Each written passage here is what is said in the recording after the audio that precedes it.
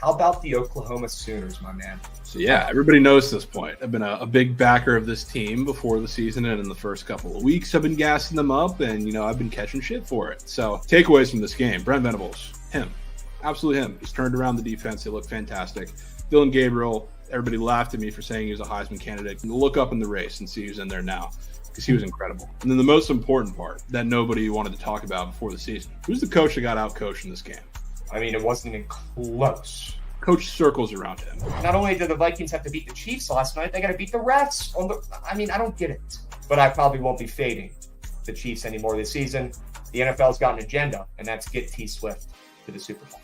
You don't table for it. Man, I fucking love Georgia. I think this line is crazy. This spread is telling, in my opinion, and it tells me Georgia is going to kick the shit out of them. Damn, brand new bag for pro, but I didn't pay for it. I don't like spending that cash because I'm trying to.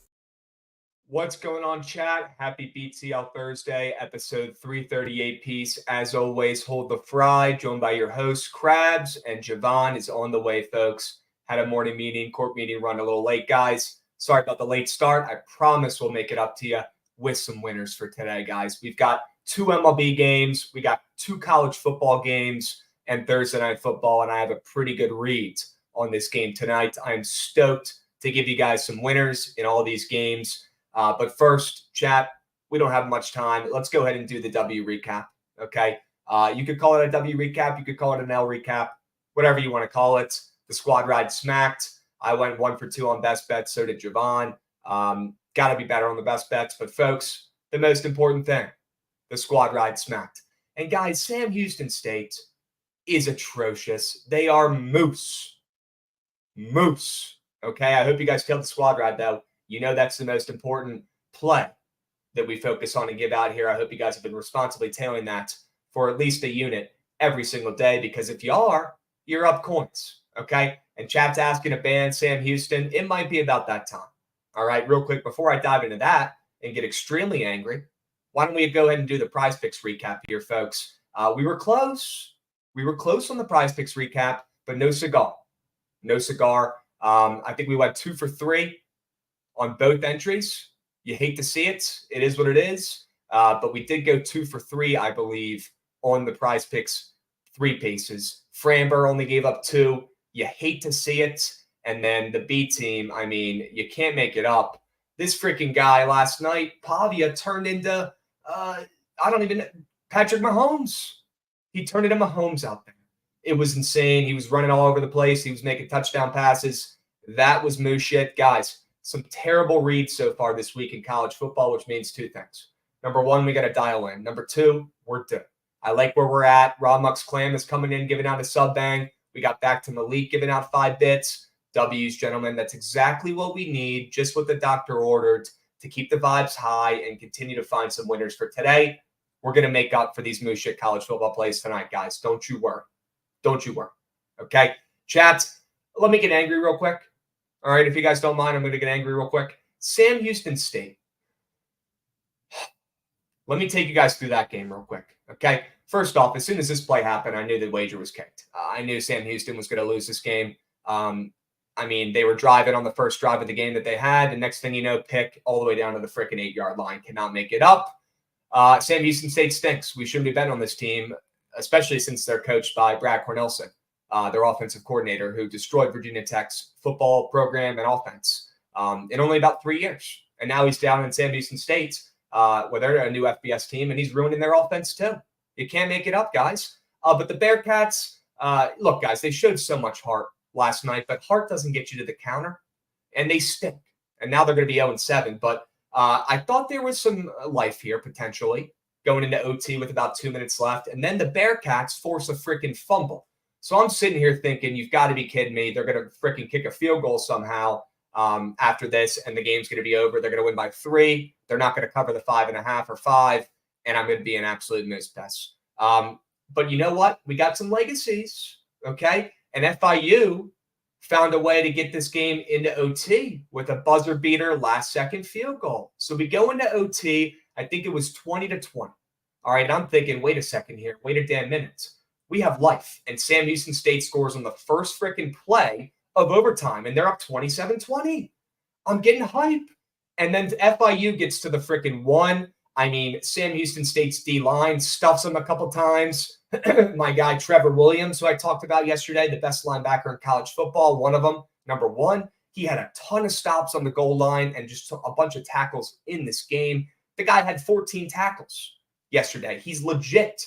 The dude's going to be in the league, number one. That guy got burned right there on that play. But Sam Houston State's absolute cake.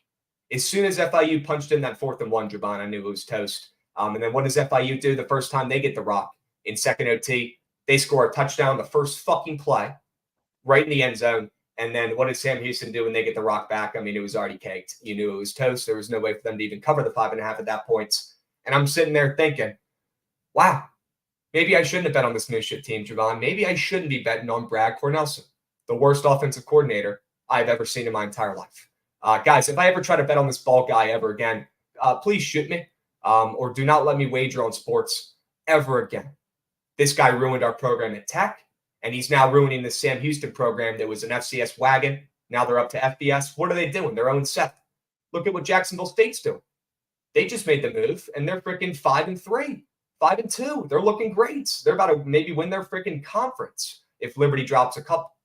Brad Cornelson, you are the worst offensive coordinator I've ever seen in my life. You took away my precious time at Virginia Tech and ruined that offense, and now you're taking my coins at Sam Houston State. Enough is enough. I am banning them, and I'm banning this guy. And if you ever see this dude coaching with the headset on the sidelines, run and cash out your bet because he will fuck you over. He will take your coins. He's worse than the bookie. Brad Cornelson is the woat, and I'm done with this guy and his moose shit offense taking my coins, Javon. Enough of Sam Houston State. I won't be betting on that 0-7 team ever again. Done. I will. I'm going to do next week. No. I'm going to do next week, especially after looking at the comments. Do it next week. Yeah, they play UTEP next week, midweek. No, they don't. Yep. Amen. Get this coach over here. You look at this guy, and he's making you think he's going to respect your coins? That guy? No, not really. He's not going to respect them, but I can tell you UTEP doesn't either in that team. So I'll be tapping in. Golly, man. We got sub bangs. My guy Nato, too saucy, coming in hot with a resub. Love to see it, my man. Chad, I did learn my lesson. I don't care if they're -10 next week. I'm not going to be on them. I'm done. Javon, I will be rooting for you, okay, from the sidelines. Just like Brad Cornelson will be on the sidelines there fucking over your bet because he's the worst coach I've ever seen. He's the worst coach I've ever seen in my life. This guy doesn't know how to run an offense if he tried 24 hours for 7 straight days for 365 days in a row. He still wouldn't be able to run an offense. No heart, no effort. Not moving the rock at all. Their offense stinks. And I'm tired with this guy costing me coins. We got Len Bond coming in with a subby. Let's fucking go, Len. Let's go, Len. Love to see it. All right, chat. Enough of the steam crabs. Enough of Brad Cornelson. Enough of Sam Houston State. That's the last time I want to hear that freaking school's name ever again. Okay? Let's pivot, Javon. We've got an action-packed, absolutely filled BTL episode today. We're going to do the NFL Week 7 preview. We're going to power through Thursday Night Football. We'll touch on the Thursday Night College Football games. JMU Marshall, that's a pretty good one. And then MLB, of course. And we're getting Chelly on here for the last 25 or 30 minutes, Chad, okay? Chelly's going to come on and spoon feed some hockey. A lot of games today. And I want to talk to him about Alexander Oetkin and what's going on with him. He's not been ripping puck at all. Is he out of gas? I don't know. We're going to talk about it. Okay. Javon, let's go ahead and hop right in and cut the shit to the Week 7 NFL preview. Okay. We killed it last week. Let's run it back this week. Why not us? I'll get it started off. Give me the nastiest under on the board, the one that makes the least sense, the most contrarian under between two of these high-powered offenses in Miami and Philly. We saw this total creep up to 52-ish, and now it's starting to come back maybe a little bit. And I'll be honest with you, Javon, I do think Philly wins this game. And I do think Philly's offense will actually perform pretty well. This is more of a bet fading Miami's offense here on the road. The Prize Picks board is screaming at me, telling me that they're not going to be scoring much. And I think this total is just too damn high. Another primetime under that's going to smack. Guys, primetime unders since the start of last season are hitting at a 67% rate. If that's not a profitable system you can't get behind, I can't help you. All right, the primetime unders are going to continue to smack because people are going to continue to bet the overs looking at these two teams. But with that total starting to now finally come down a little bit, Javon, I'm willing to take a stab at that under between Philly and Miami, and I think it's going to be mainly Miami's offense lacking. Yeah, I'm with you. I sound okay? Yeah, tens. Okay. You sound All right, good. making sure before we start here. But yeah, I'm with you there. 100% with you there. It's probably going to be my bet in the game as well. I went with the Falcons Bucks under, which sucks because we're going to be at that game and I'm going to be sweating out an under. But both of these teams are just so inefficient on offense. So like it doesn't seem like the nastiest bet. It is a super low total. But both these offenses, I mean, we saw the Bucks bring out the creamsicles with Baker Mayfield last week just for them not to score a touchdown, and now he's a little banged up. I think he's still going to play. His hand's bothering him a little bit. It's been taped up all week. I just don't have faith in that offense, especially against a really good Falcons defense. Not fantastic against the run, so I do think Rachaad White might have a little better of a week than expected, or that he's had, the last handful of weeks or even the rest of the season to this point. Which can only lead to longer drives for the Bucks, which was their one problem last week. They really couldn't sustain a drive, so the Lions always got pretty good field position, and their defense couldn't hold the ball game. So give me the Bucks, Falcons, and a slugfest here. Okay, and boots on ground, W's, Javon. I'm excited. You're going to go see your Bucks 2 weeks in a row. Yeah. Chat, people forget. We're hitting Buffalo for Thursday Night Football next week. Me, Javon. Is anybody else coming to that game? Do you know? Buffalo? Yeah. I think Dave's coming. Big Dave. Let's go, Dave. I think so. Sure. TBD on that. But me and Javon will be in Buffalo next Thursday, and Javon will be in in Tampa for the Bucks game this weekend with Lauren sweating out the Falcons and the Bucks. Yep. Let's fucking go, chats. W's. And yes, you will be there, boots on ground, Javon, but you might be betting a boring under here, but it's going to smack, and you're going to get the coins home. So that's all that matters. These offenses aren't doing squat. This total's dropping like no other. Almost down freaking 7 points from the original total there. I wouldn't be surprised if it keeps on moving down. Give me the under. I'm with you. Yeah. Dubs. All right. Chats, let's keep moving and grooving here. Let's talk about the Mikey overs of the NFL Week 7 weekend here. I'm going with Pitt and the Rams over. We got burned on that Rams over last week, Javon, but I'm not done yet. I'm not giving up the ship. I'm going back to it. Give me the over between Pitt and LA. This is one of the only totals that really is moving up this entire week. Not surprised after we saw only 2 overs hit last week. Guys, it's under Central. Okay, that's what it is. But for this segment and for these plays, we do like some points here. And I like points from both these offenses, mainly the Rams. I think the Rams run up the score against this overrated Steelers defense. And I'm especially at home here with Puka and with Cooper Kupp. I mean, it's going to be too much for the Steelers to be able to defend here. No Kyron Williams, which I think could potentially help the Rams in this matchup. I think it's going to have to be passing only here. And against the Steelers, that's really only the chance the Rams have to have success here if they're not running the ball. So maybe it's a good thing Kyron's about to go on the IL for them this week because they're going to have to use Matt Stafford and we'll rely on Cooper Kupp and Puka Nacua, 2 guys who should be able to slice and dice this Pittsburgh secondary that looks like they've taken a step back. Okay, give me points. And I do think Pittsburgh will be able to score a little bit as well against this Rams secondary too. They're not really impressive either. Give me the over, mainly from the Rams. Yeah, I'm with you there. I went with the Packers and Broncos under or over, another over in these games. I think I've done this a couple times with the Broncos involved, and now we have the Packers coming off of a bye, which not only gives them a little bit of rest to recoup from an offense that was struggling for a bit, but also gets what I think is the most important weapon for that offense back in Aaron Jones, who's saying this is the best he's felt since he suffered the injury towards the beginning of the season. So Jordan Love has struggled for a little bit. Obviously, you get a very soft matchup against this Broncos defense that has been god-awful for the entire season here. And I think this is a get-right game for their offense. Coming off a bye, you get Aaron Jones back. I think Jordan Love really settles in, which I'll talk about in a second. So I think it's going to be a little back-and-forth affair here with both of these teams and both these defenses that I really don't have much belief in. And yeah, farm simulation, maybe A.J. Dillon is even getting a little bit of juice coming off of the bye where he's been farming, up a ton there. So we'll have to take a little farm sim TD bet. Just the dude's been harvesting crops like no other. I mean, the dude's during the 24-hour stream this weekend, Javon, he clocked in like 9 hours. I thought he was trying to outstream me. Yeah, and he's an NFL player. Fuck? You know what that tells me? That tells me they're confident in the game plan they cooked up during the week against the Broncos. So I think it's a legacy week for the boys in green. But I do think like the Russ Wilson and the offense are going to keep them in it too. So back and forth. Okay. Yeah, if you're doing a 9-hour farm simulation stream, you better be feeling pretty good about that playbook and about this game the upcoming weekend. My goodness. Or else I look like a fool. And yeah, Rams 0-5 last 5 versus Tomlin. I'm seeing in chat people saying the Rams haven't beaten the Steelers since 1997, some shit like that, 2007. It doesn't matter, Javon, because this might surprise you, but those guys playing back in 2007 aren't on the team anymore. Yeah. And it's actually anything that makes you want to take the Rams even more this week. How many of those games did Kenny Pickett start with a Matt Canada offense? Kenny Pickett was pissing his pants in diapers when that trend was happening. It doesn't matter at all. Okay.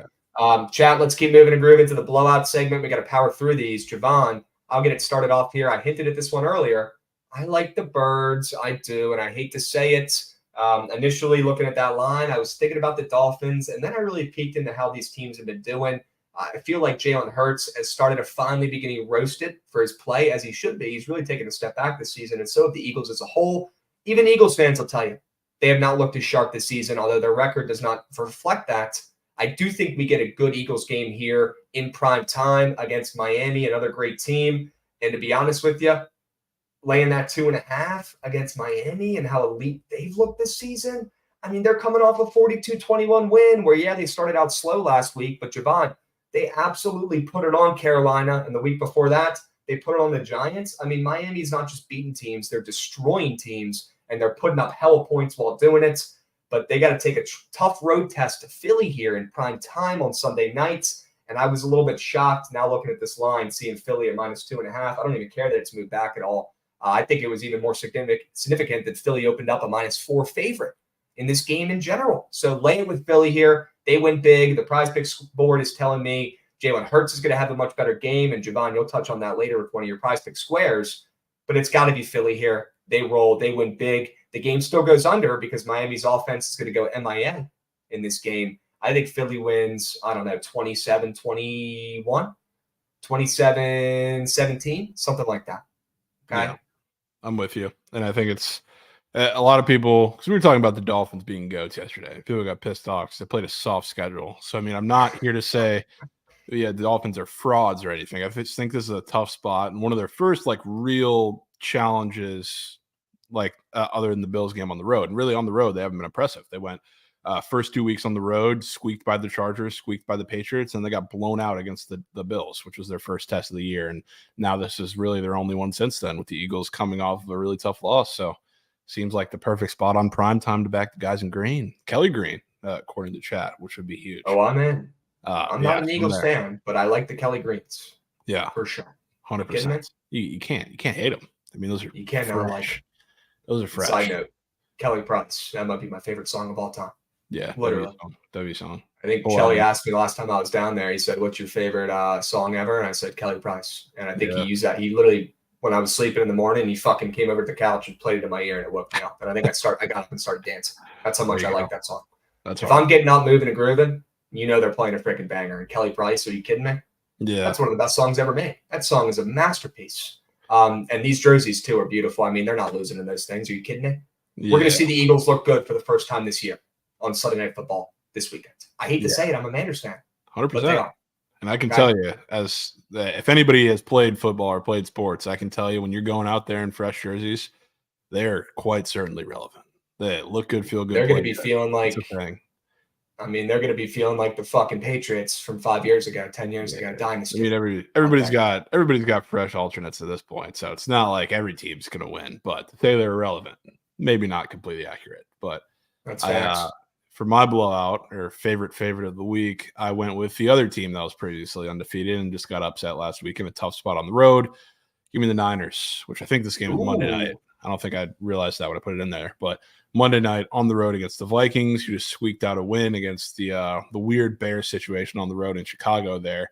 I'm a big fan of kind of this Vikings team being a little better than you see on the surface, but this just seems like a terrible spot for them. And again, of course, you're paying attention to the injury report and the health of a lot of the guys in the 49ers, but I really don't care. I think this is just a smash blowout spot on the road where they get right here in this next week, regardless of if you have no Trent, no Debo, no McCaffrey. I assume a couple of those guys are going to be bad, maybe not all of them, but got a little extra day of rest. So I'm hoping they come back healthy and ready to play.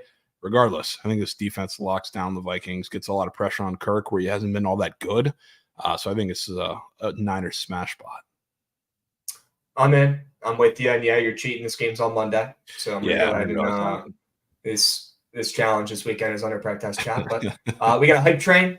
Level 1, 94%. Can we get one more somebody keep that thing moving and grooving, chats? We got Wags Locks coming in hot with a sub bang. That's my guy, Wags. Love to see it.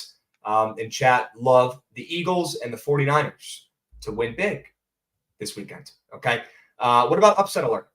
Javon, who is your dog that's barking this weekend? Who do you like? Going with the Cardinals on the road in Seattle.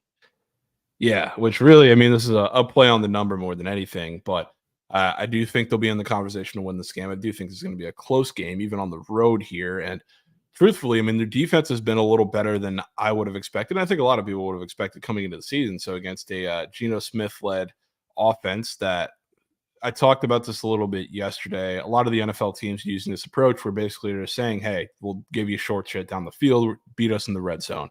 The Cardinals have been pretty good at doing that. And when Geno Smith has faced teams that consistently do that, he's struggled. I mean, the Bengals did that quite a bit last week.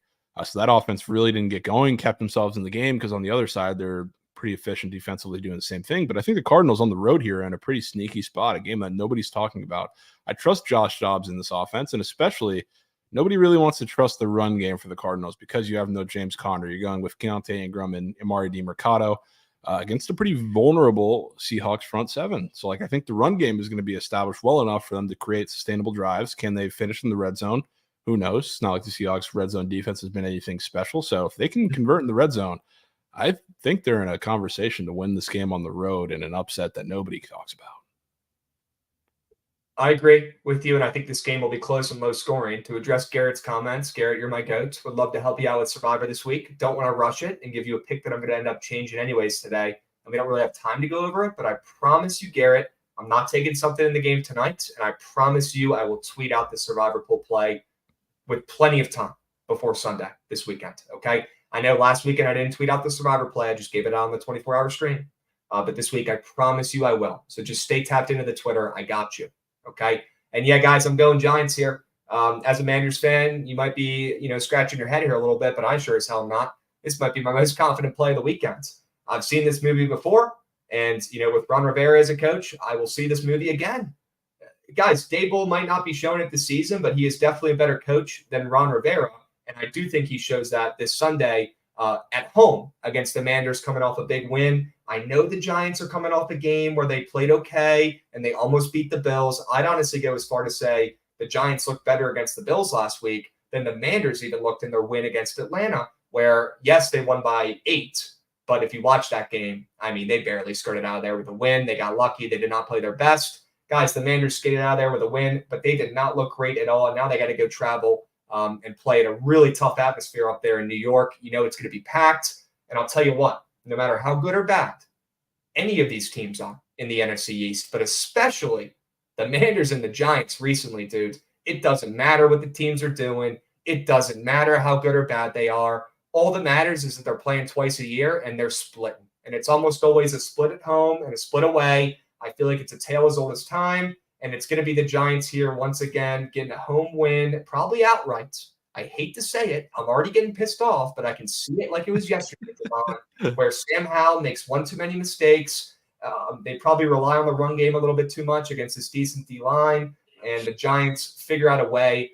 And honestly, they might have a better chance with Tyrod in there than Daniel Jones at this point. I don't really think it even matters who's playing QB for the Giants here. With the total down to 37.5 in this game, that plays right into the Giants' hands. They want this to be a low-scoring defensive game, just like last week was. If the total was higher or moving up, I'd have more, life on the Manders. But I've seen this movie before. Until Sam Howell eats a steak, or until, the script flips between these two teams in the NFC East who are so even every single time they play, no matter how stacked the rosters are, it doesn't matter. The Manders are probably going to lose this game outright. And you guys know plus 2.5 is my favorite bet to take in the NFL. This is one you got to lock in this weekend, not think twice about.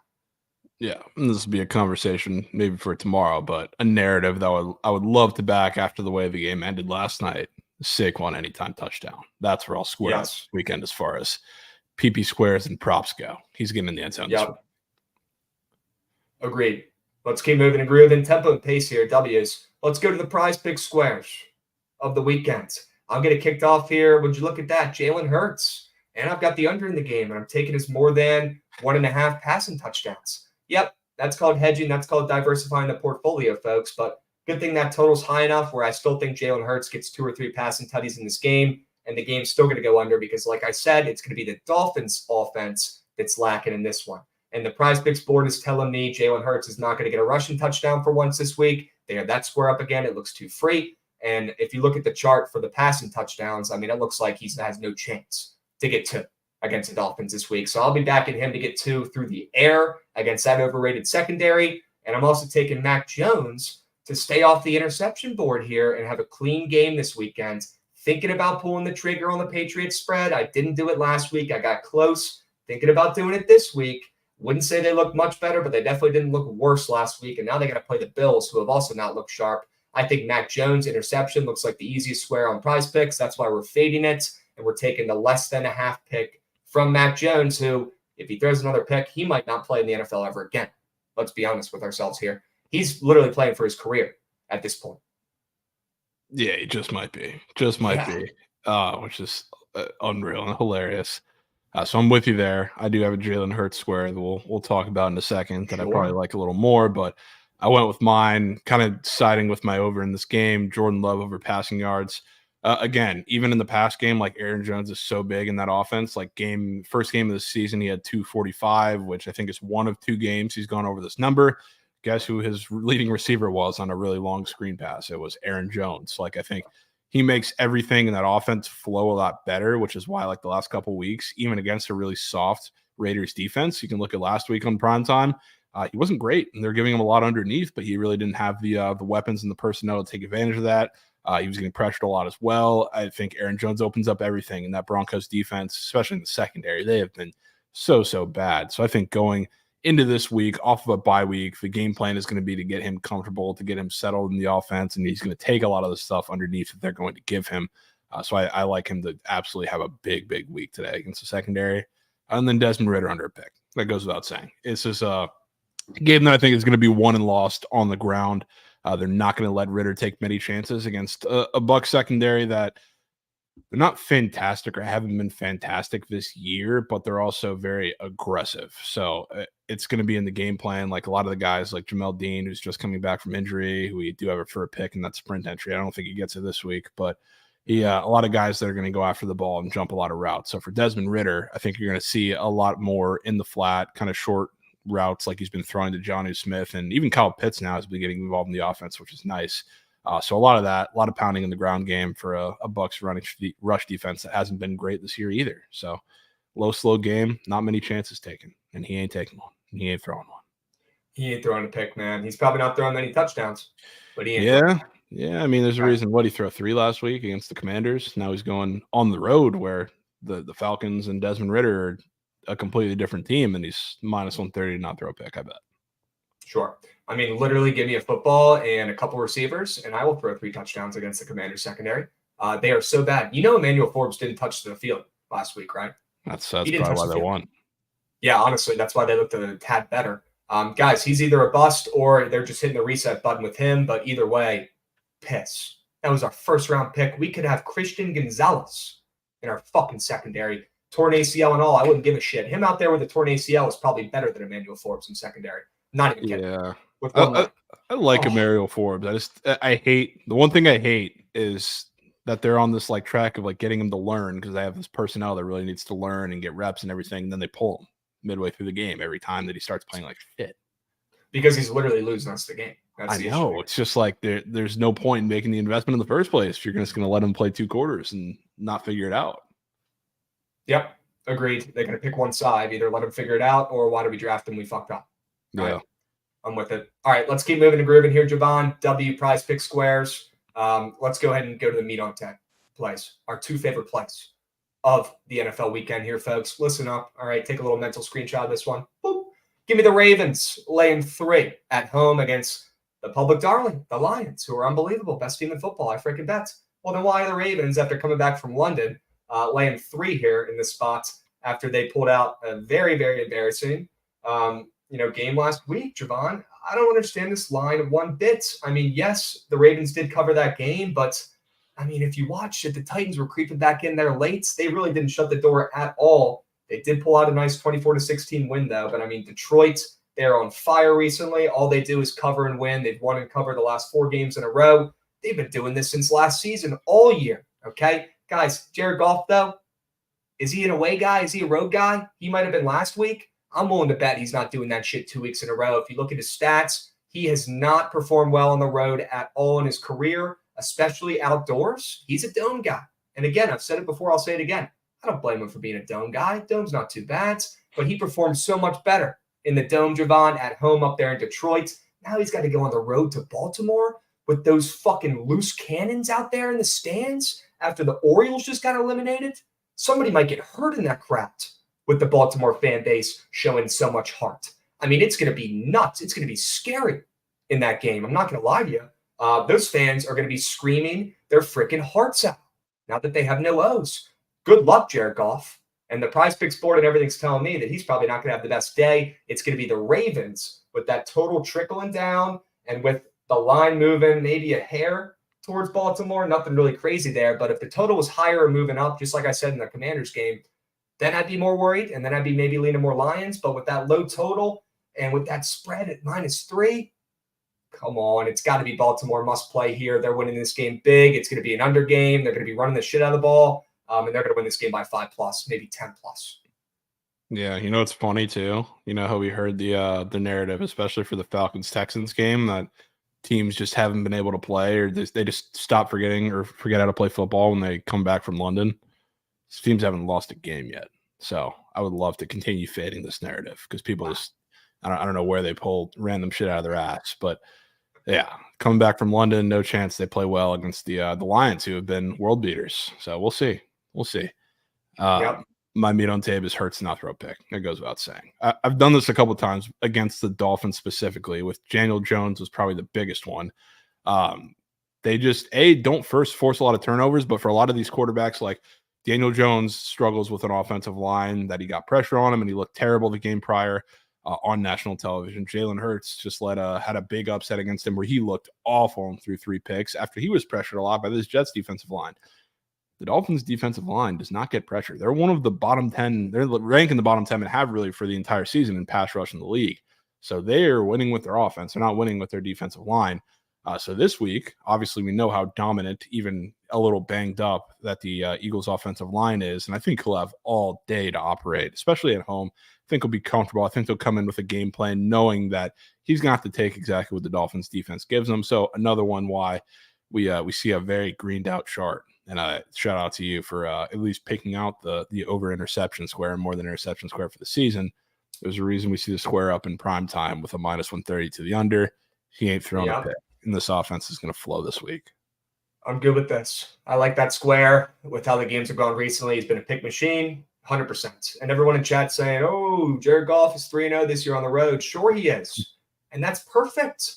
That makes this freaking spread make even less sense. I'll tell you what. And I'll tell you this too. Guys, is this the only season Jared Goff's ever played? Or is he a 10-year vet in the NFL? Okay, let's go back and look at some of his stats from the previous seasons, guys. And feel free to take a look yourself before you start sounding like an idiot. Guys, it's night and day how Jared Goff has performed on the road and at home in his entire fucking NFL career, especially the last 2 to 4 years. I mean, last year, the guy had 6 touchdowns on the road compared to 23 at home. He had less than 2,000 yards on the road compared to 2,500 at home. Guys, he's not even close to a comparable QB in his career and lifetime on the road than he is at home. If you don't know that, you don't know ball. And yes, he's won all 3 games on the road this year, but that only makes me want to fade him even more and makes me even more confident in fading Jared Goff to come back to where he should be, and that's stinking on the road here. No way he wins 4 games on the road to start out the season. He's not a road guy. He's a dome guy. Remember that, chat. Okay. Yeah, I will say for Jared Goff, last week was like the first really week. Not that he looked good, because he looked good really all season, but like we look at the first couple of games they're on the road, like the game Thursday night in Lambeau, David Montgomery had like 130 yards and 3 touchdowns. And in week 1 against the Chiefs, who they're playing a banged up Chiefs team with no Kelsey and no Chris Jones, but David Montgomery also had 20-plus carries in that game, and Jahmyr Gibbs was getting worked into the offense. So, like, now you have Craig Reynolds, and maybe Jahmyr Gibbs. We'll see what the situation is with him, but it's not the same run game to be relying on against a really good Ravens defense, no matter how inconsistent their offense has been. So we'll find out this week. We will find out. All right, chat. Keep that same energy on Monday. All right, when I come in on my high horse, chirping the heck out of you when the Ravens win by 10. Bring the same energy. I'm all good with you guys chirping. Just got to see slips and got to see you guys show up after the fact when I rub it in your faces. All right, let's keep moving and grooving. And keep me correct, chat. When I'm wrong, feel free. Roast my ass. Okay, you know I'm putting my name on the line. Let me know when I have a moose shit wager. Chirp me for Sam Houston. Feel free. That was a terrible bet. Please do it. All right. W's, Javon, our 2 favorite plays of the NFL weekend so far. Ravens laying 3 and Jalen Hurts to stay off the interception column there on the stat sheet. No picks for Hurts this weekend. Masterclass from the Eagles coming. All right. Yep. W's, let's move to Thursday Night Football before we get Chelly on here. Javon, this should be a pretty good game, my man. And is there any update on our guy Trevor Lawrence here? I'm happy to do some Googling, but I think he's at game time. He's probably going to try. I believe he's playing. Yep. Okay. He's going to at least warm up before the game, and if they don't have any problems, he's probably going to go out there and play. I don't know if that's a good thing for the Jags, I'll be honest with you. And are you a little surprised to see this line moving from -1 to -2.5 today, Javon, with the news of him playing? Yeah, it's a little strange. Isn't that kind of weird? It's strange. Almost like they're going to play worse with him in there because he's going to be hurt and handicapping that offense. Yeah, I mean, it's kind of tough because one of the few front sevens I do not want a hurt quarterback trying to operate in front of is the Saints. So, I mean, that's a tough spot in the Superdome, too, to beat tonight. So, whether it's Lawrence or CJ Beathard, I don't think either of them are going to have a very good time tonight. So, I mean, I am personally on the Saints, regardless of the news. I also like the Saints. We'll take a look at the splits here. W's Pickett. If you guys aren't using Pickett yet to track your bets, to check splits, to hop in and make posts for the community or, see what the whole squad is on, go check it out. It's free to download. The UI UX on there is so freaking clean. I promise if you download it, you're going to start using it. I guarantee. Okay, you're going to like the way you look. I guarantee.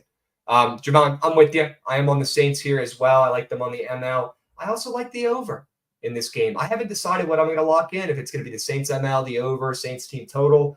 It's going to be something Saints offense related, whether it's just them to win or the over. But I like the Saints here in this spot. The Jags are coming off of 3 straight big wins. They romped Atlanta 3 weeks ago. They beat Buffalo at Buffalo 2 weeks ago, not at Buffalo. They beat Buffalo freaking overseas where they dominate. And then they beat the Colts as well by 17, chat. Are you kidding me?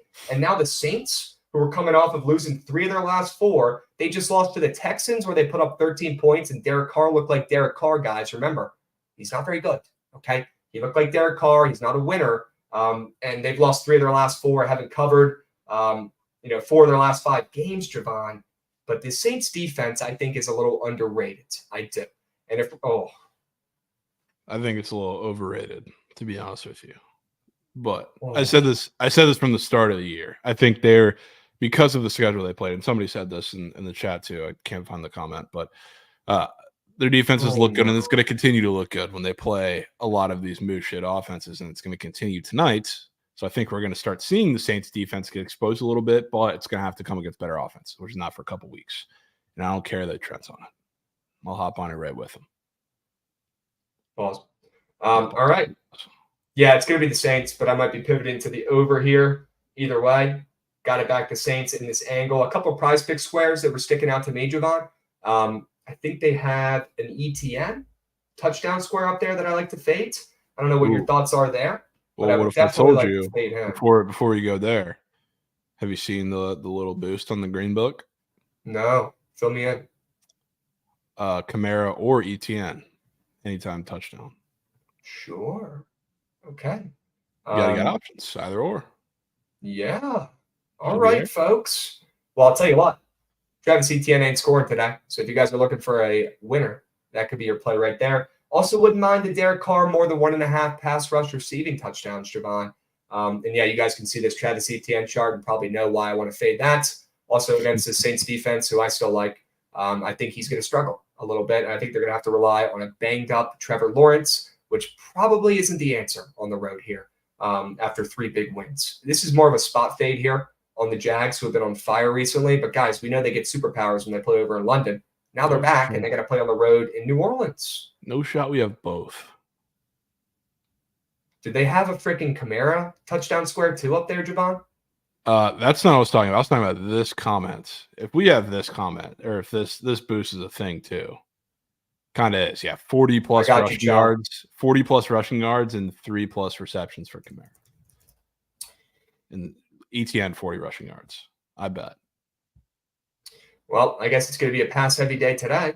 Maybe some points. Well, that's the good thing, though, I guess, for the Saints here, because if their defense is shutting down ETN, which boost or not, I thought they're going to have to do, a banged-up Trevor Lawrence having to do the work against that secondary is tough. And I know C.J. Stroud just diced them up, and that was kind of a performance of what I really think the Saints are. But this Jags pass attack, I don't think is going to be able to get it done. And on the other side, too, I mean, this is a really banged-up Jags secondary that Derek Carr is going to be going against. So, again, I really don't think it's going to have to be a dominant Kamara performance, but I do like a lot of the receivers, the pass catchers for the Saints, which Olave has been ghost. He's everybody's favorite prop today, and I 100% am down to hop on that. I do think Michael Thomas is a solid game as well. The tight end should grub too. I mean, Foster Moreau has been a solid piece that I've been trying to figure out a spot for him the last couple of weeks. Haven't really gotten to the counter with it, but I would not mind just umbrella taking Derek Carr today, which disgusts me to say. Wow. Would you rather take his pass yards than that 1.5 pass rush receiving touchdowns, or do you like that square with me? No, I like the pass rush receiving touchdowns. Okay, good. I'm just saying it aligns with everything I like and think about the game, so I'm fine with that. But, I mean, if we're also talking pass catchers or pass throwers for the Saints, you know who you got to take, right? You know who you got to take. I don't know if I'm with you on this one, folks. I don't know if I can get behind Javon on this nasty, more than half passing yard from Taysom, only because of the chart, dude. But the chart is not from, like, it's last week is in Houston, then they skipped a week. They only put the ones where I think he takes a snap at quarterback and throws a pass. They only put the ones up where he's thrown passes? Well, because there's only 4 games up there from this season. Right?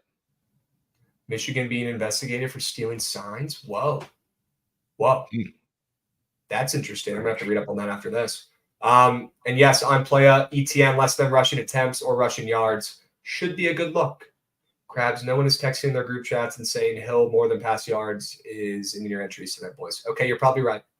I'm just telling you. Right. I mean, surely this hits, right? Surely.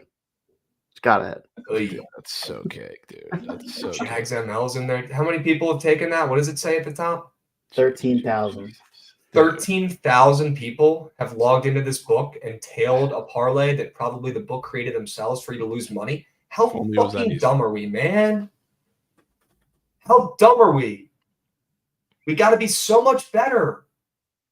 We can't be tailing these parlays that are put up there and promoted, guys. I know you know that. I know people in chat know that. I'm just emphatic about it and passionate about it. I hate when the books steal more coins from people than they have to. Don't they win enough? They got to put up these stupid freaking Hail Mary parlays that have 0 life. If anything, you guys tail our Hail Mary parlays. Jesus. Please don't take those boosts up there. And everyone in chat's like, yeah, I took it. I tailed it. I tailed G-Unit. I freaking bet. You can't be taking these freaking boosts, boys. You can't. You can't. Unreal. They don't hit. Unreal. All right. So we like Derek Carr, more than 1.5 pass rush receiving tutties. We like Travis Etienne, less than a tutty. You mentioned maybe Olave. I know he's very popular in public, but I'd be lying if I said I didn't also want to take him as well. Yeah. Is there a way you wanted to do it? I mean, I would just take his yards personally. He's been ghost for a majority of the last 3 weeks, but then like last week, he had a couple big plays like in the second half that soared over this line. So it would have to be yards or nothing. So I would be down to take that. And then somebody was spamming Michael Thomas touchdown in chat, which I was looking at anytime touchdowns for like really this entire week. And that was one of the that and Saquon were probably the 2 narratives that I would be down to get behind. I hate that this is a primetime game, so it's a little different, but I could see Michael Thomas getting in the end zone. Ooh, okay. What was the squad ride on Monday, Javon? Do you remember? Do you remember what the squad ride was on Monday? I'm looking right now. Was it Calgary and Caps under? Oh, that hit. It was Mike's play. Sure. Yeah. I don't really understand. I don't really understand people like this. We're 3-1 on our best bets this week. If you guys aren't tailing the squad rides, what are you doing? 3-1. We're going to be 4-1. So, or 2-1. Or what are we? 2-1? 2-1. Hoping to be 3-1 and 4. We'll be 3-1 after tonight, folks. All right. We're going to get Chelly on here soon. We're going to talk some NHL. Okay. Javon, any other squares, though? You mentioned Olave. Is there a Kamara fade in there? You got a Kamara fade in your back pocket? I don't love to fade Kamara. I don't either. He's a beast this season, too, and he's on my fantasy team in all my leagues. Yeah. I mean, if I'm fading somebody in this game, boost-wise, I mean, it's got to be ETN, but also, like, I do think the Saints are going to be up and controlling this game, and it's probably going to get pretty ugly from a viewer's perspective. So, like, I don't want to fade Kamara because I do think he's going to get the touches. Okay. So I'm off there, but Derek Carr, I want to back the 2 quarterbacks. That's all I'm here for. Derek Carr, Taysom Hill. Taysom Hill's throwing a pass, and it's going to be completed. All right. Taysom Hill, meat on tape to complete a pass. If you're that confident, Javon, I'm down to tail, okay? It just looks greened out. But it's really not, though. It's what I'm trying to tell you. I know. The chart's wrong. I know. Okay. All right, chats. Do we want to go over these college football games really quick before we bring Chow on? What do we want to do? Yeah, we can go over them super, super quickly. Okay. W's. And yeah, Jay Russ, I'll send you the link, bro, if you want to come up and talk this out face to face and put your face up here. I'm down. I'll send you the link. I'll go ahead and DM it to you right now on Twitch if you want to hop on. Okay. So if you want to come up here and talk shit to my face, brother, come on up. All right. I'd love to talk it out with you and see what your problem is, because I'm just trying to find people winners. Okay. Javon, JMU and Marshall. This game's actually going to be pretty good. JMU, one of the better group of 5 teams in the country, which I hate because they're, in Virginia, and they actually beat VT the last time they played them a couple years ago. But JMU, they're legit. Their offense is very good. They have a decent QB, Javon. Very good rush defense from JMU, but they do have like the worst pass defense in all of FBS. And I know Marshall, we know how they roll, right? They run the heck out of the ball. They have a stud RB. But I'll tell you what, I still have a weird feeling that Marshall covers this game, but I do think it's going to go under, only because I feel like JMU's strength on defense is that D-line, and I think they're going to slow down that stud Marshall RB just enough for this game to go under. The total's down a little bit. We know how primetime unders pay and play in any sport, really. And here's another one for you folks. JMU Marshall. I know it looks like a shootout on paper, but if you really dig into the matchups, I don't know how well Marshall is going to be able to move the ball. If they're going to be rush heavy, they're going to have to beat them through the air. I don't know how well they're going to be able to do that, Javon. And then JMU, on the other hand, they've been overperforming and playing so great. They haven't lost this year. This is their toughest test of the season, going on the road to Marshall. And it's going to be tough for that offense to perform as well as they've done the last couple of weeks. I think they struggle a little bit. Marshall covers, and the game goes under. I would love to say this game would go under, but I've had probably some of the worst wagers of the college football season, taking Marshall unders the past 2 weeks. So I do think like it's going to have to be the Cam Fancher game. Like you look at Rasheen Ali, and it makes 100% sense, but we've seen 100+ lines for this guy, and he's at 73.5. Like you said, really good front seven who's great against the run. So it's going to have to be the Cam Fancher game. I would not mind in the slightest backing him if we're talking about prize picks in this game in some form or fashion. And I do think in the air they're going to be able to move the ball against his defense. And I do think they cover kind of at home here. Really, JMU, I guess you can say the UVA win was somewhat impressive just because it was UVA. Not that they're any good, but it's a Power 5 team on the road. But like other than that, they really haven't been impressive on the road. They've been beating these teams by 1 possession, 2 points, even a couple of their road games.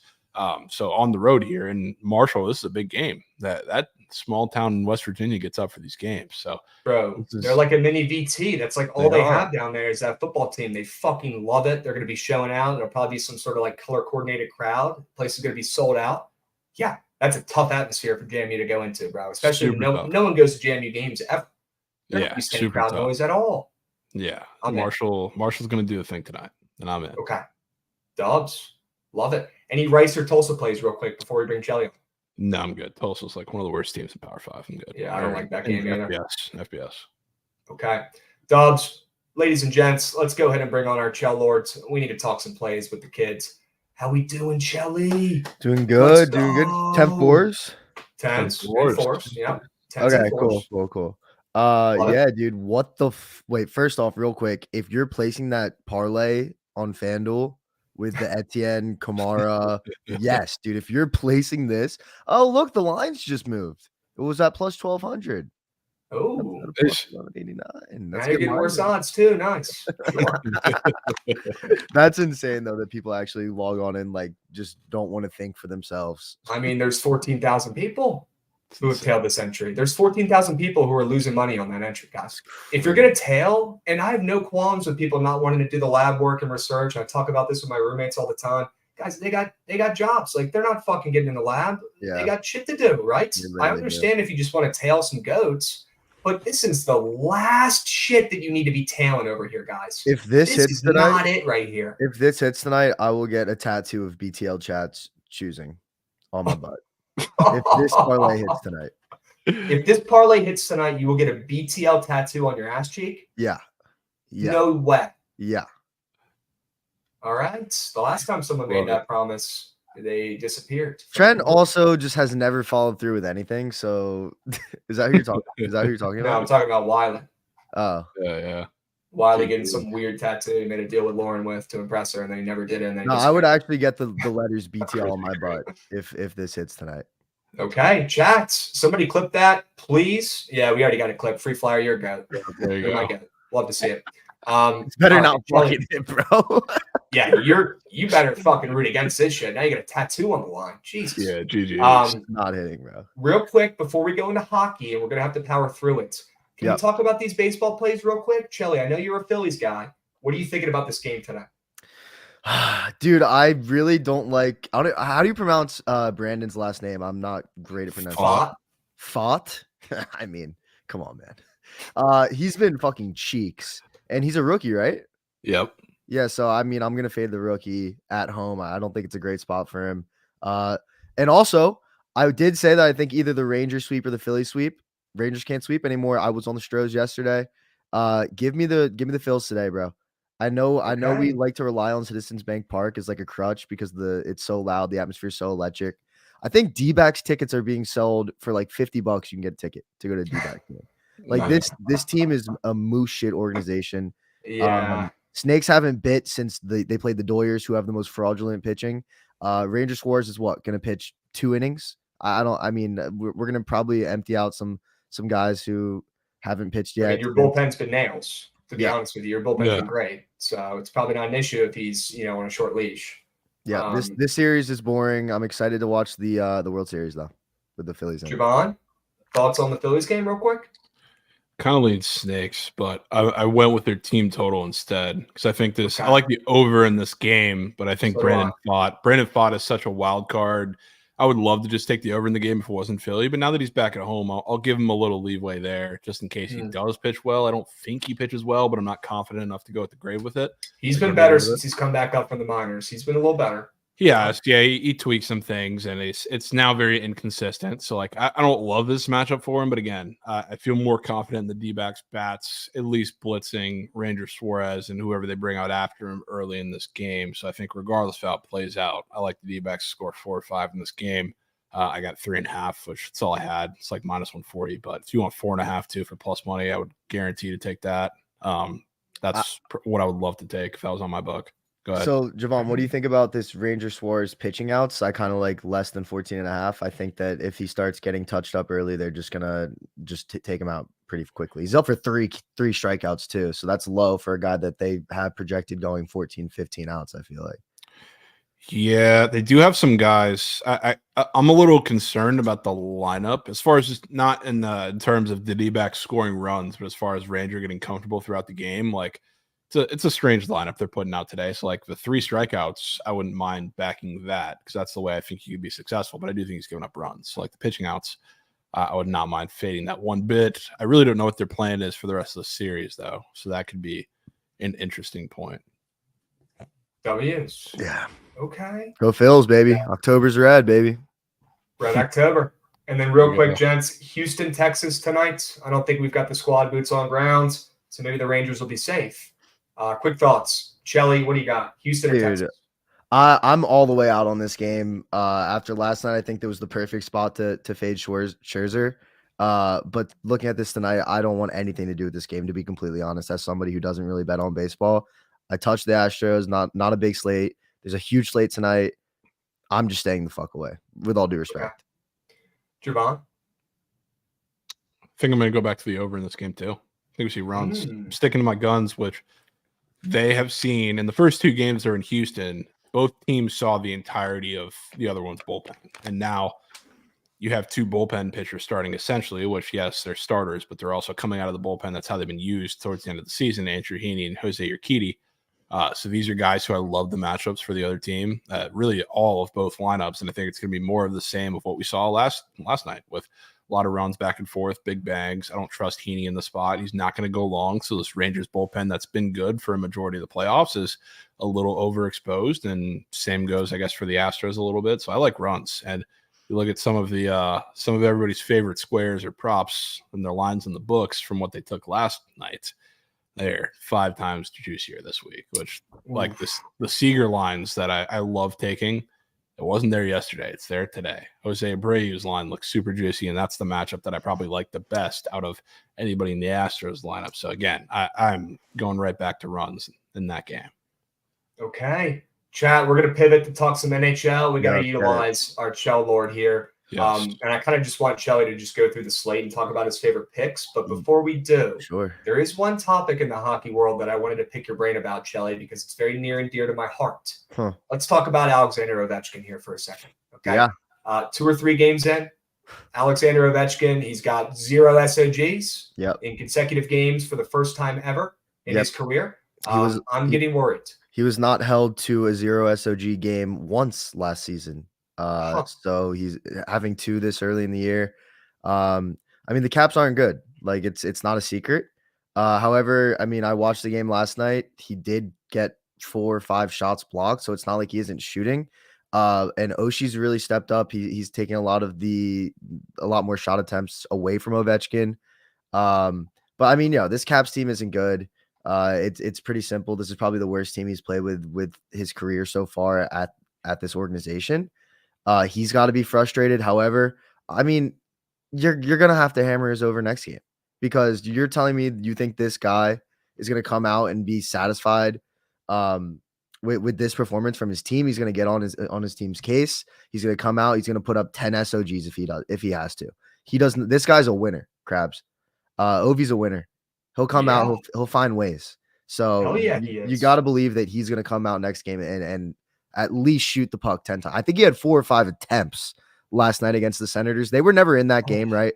The Senators were really just dominant. The Senators are a great team. I think if we get Ovi at home next game, I'm not sure what the Caps schedule's looking like. I know they do not play tonight. But if we get Ovi at home next game, give me Ovechkin SOGs. I don't care what that number's at. Because he's been ripping. And the fact that they're making such a big deal about him having no goals so far, it's been 3 games I think the Caps have played. Give the guy a fucking break. All right. Yeah. He's got no help. Like Kuzi and Strome, like Strome's looked absolutely horrible for this Caps team. I don't know if you watched any games yet, Krabs, but Strome has looked horrible. And Kuznetsov doesn't show up until the second half of the season anyway. So yeah, no help. And they do play Montreal on Sunday. I think they're on a little Canada road trip right now, so no home game yet. But, guys, let's not sleep on Ovi. This Caps team can't get any worse. They got to figure it out, and Ovi will take matters into his own hands himself if he needs to. I hate that. I hate that it says it would like that StatMuse or whoever posted this says it would suck if Ovi's tank was running out. Because if you watch the fucking game, you can tell it's the complete opposite. Dude is double shifting power plays. He's out for both power play units. All right. So let's not act like his age is catching up to him. It's the fucking Caps organization is just in a bit of a rebuild right now, quite frankly. So that's a ridiculous statement. Okay. So you're not buying that Ovi's washed. You think he's still got more gas left in the tank. He just hasn't ripped shots on net yet. Okay. Yes, he's ripping. He's just got blocked, dude. Like watch the game, bro. Watch the games, no puck chat. Come on. All right, guys. Shelly, we'll let you rip. take the floor. Take us through these games that you love. Don't have to go over everyone. We don't have that much time, but you got about 10 minutes to just rip through your favorite angles. So, do you guys want to, if you have a play on the ice, you want to get up the BTL squad ride voting now, so we don't have to focus on rushing that towards the end, because I do want to make sure that we get the BTL squad ride in on time. Ooh, could do that. Well, I do have a play on the ice that I like. Why don't you go over your play on the ice real quick, Javon? Yeah, do that. Ducks plus 1.5. I don't hate that at all. I haven't been impressed by the Stars whatsoever to start the year, and not at all. And this is like this is a spot that I faded the Stars in a lot last season, where they're coming off of a win or loss, but a couple of OT games here where they've really disappointed and kind of fell flat on their face now, especially in Vegas. A big emotional spot. Now they're coming to this Ducks team. I mean, they've been pesky, and I think they're going to be pesky a lot throughout the season. And I assume that we're going to get Scott Wedgwood, which he's been pretty good. But Javon, guess what? What? You know, there's a rookie debut tonight for the Ducks, right? Is there? Leo Carlson is debuting today. Yeah, I'm glad to buy into that. Big buy-in spot. Yeah, I'm glad to buy into that, but I just really think this is a tough spot for the Stars before they return home to Dallas. And honestly, I think the Ducks win this game, but I'll take the plus 1.5, which the Stars just always play close games. So give me the point there. I wouldn't be shocked to see this one going into OT, just like the Vegas game. Javon, is this your favorite hockey play today? It is. Okay, so why don't we put the Saints ML, Marshall plus 3.5, and the Jags Saints over in for the squad rides. Javon, do you want to put a baseball play in there? I'm not loving the board there. I think maybe we do your favorite hockey and Shelly's favorite hockey, and then while he sells it, we'll get the poll up. I'm down. Let's do that. You're good for that? So you've got Anaheim plus 1.5, Javon? Yes. I mean, if we want to put a baseball play in, I wouldn't mind going to the something in the Phillies game. I mean, I like D-backs ML.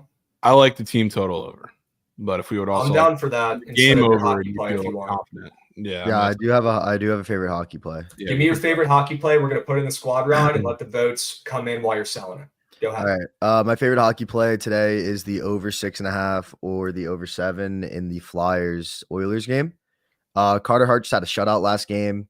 One of my favorite things to do is take an over after a goalie has a shutout. I think they hit an insane clip in the NHL.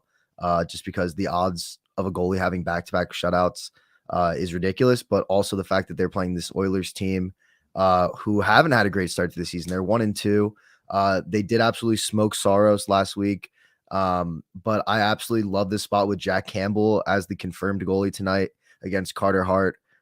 Jack Campbell had a really rough start to the year, and then he had a really good game last game. So two goalies who seemingly are absolutely tapped in with a total up to 7. Now I'm seeing a plus 100. I think this game could have 7, 8, up to 9, 10 goals in it. I mean, we could see an absolute bloodbath here. With Carter Hart, I'm not very high on Carter Hart. I think he is a talented kid, but with very, very minimal help back there defensively from the Flyers, they often make him stand on his head, and he has to be that guy. Against the Canucks, you can have a shutout game where the Canucks put up, I think, upwards of 30 SOGs. Let me double check. Oh, the Canucks only put up 26. But I mean, still, shutout against the Canucks. This Oilers team is no Canucks.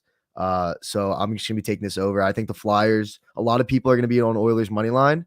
However, give me the over because I can't trust the Oilers with Jack Campbell back there.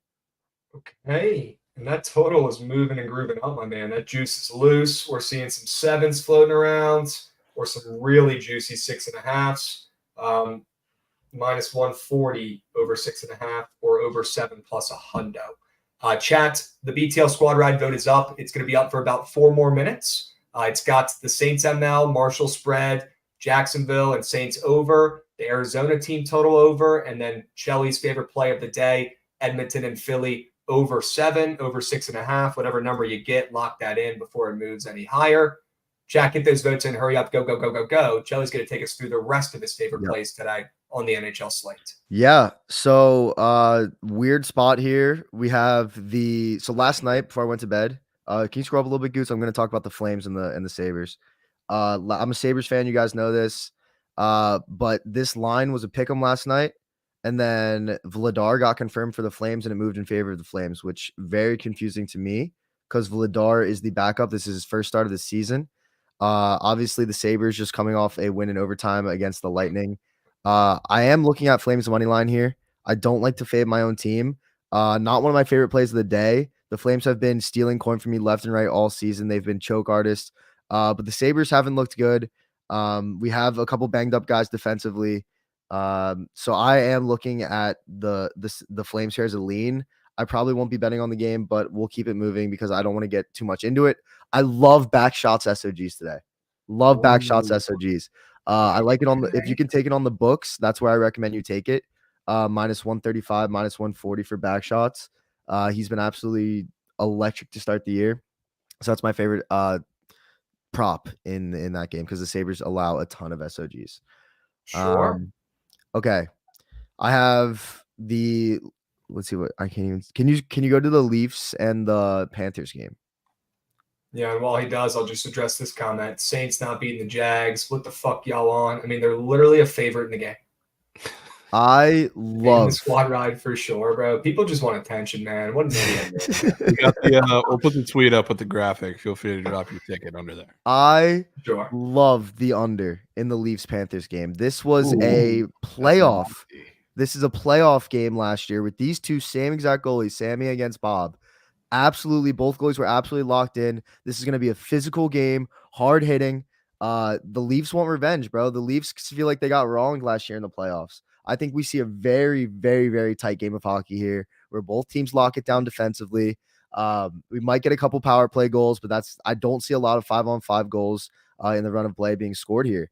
Both goalies have looked great to start the season. Sammy and Bob have been pretty locked in. I love this under up to 7.